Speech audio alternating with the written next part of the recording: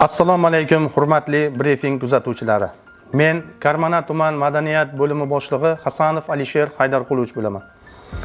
Karmana tuman madaniyat bo'limida jami shtat birliklari soni 49 ta bo'lib, unda umumiy 52 nafar xodimlar faoliyat yuritib kelishmoqda.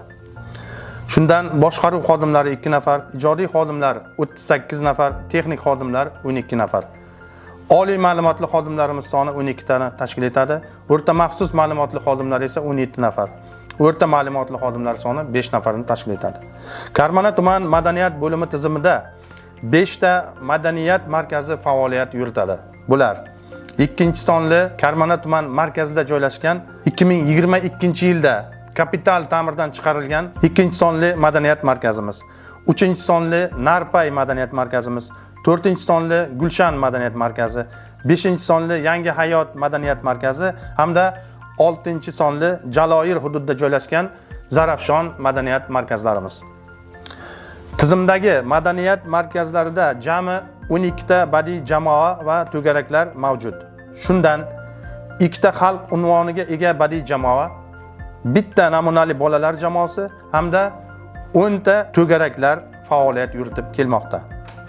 Guli ashula va raqs ansambli, Karmana yulduzlari folklor etnografik xalq ansambli, G'uncha namunali bolalar jamoalari tumanimizda viloyatda o'tkaziladigan barcha ma'naviy ma'rifiy tadbirlarda o'zlarining chiqishlari bilan xalqning olqishlariga sazovor bo'lib kelishmoqda.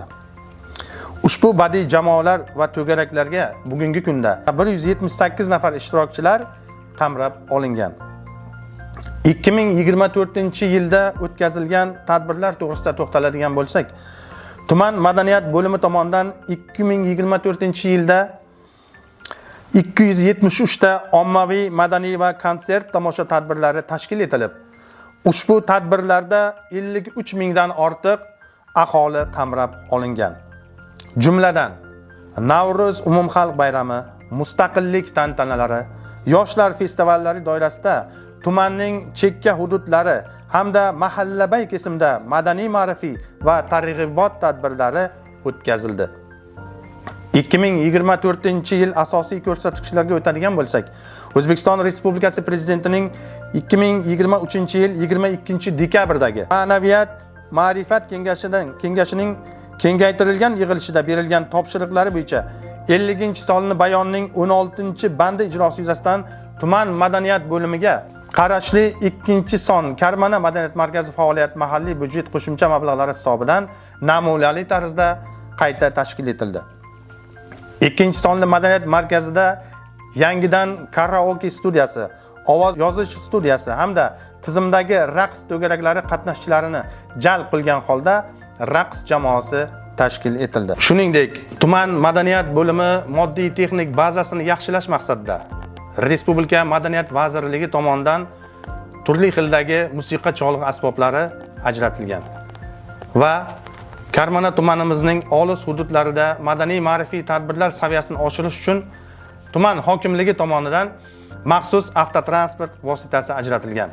Shuningdek, 15-aprel Respublikamizda madaniyat va san'at xodimlari kuni munosabati bilan tuman hokimligining tashabbusi bilan madaniyat bo'limimizga zamonaviy 2 ta kompyuter jamlanmasi taqdim etildi. 2025-yildagi ustuvor vazifalarga to'xtaladigan bo'lsak, O'zbekiston Respublikasi Prezidentining 26-may 2020-yildagi 6000-sonli farmoniga asosan tuman hokimligi tomonidan har yilda tasdiqlangan Karmana tumanida ommaviy va konsert tomosha tadbirlarini yillik kalendar rejasiga madaniy, ma'rifiy va konsert tomosha tadbirlarini tashkil qilish, Karmana tumani 2025-yilda innovatsion rivojlantirish hududiga aylantirish yuzasidan belgilangan chora tadbirlarga asosan tumandagi Malik va Allon mahallalarida folklor jamoalari tashkil etish hamda tumandagi 3 hamda 8-sonli umumta'lim maktablarida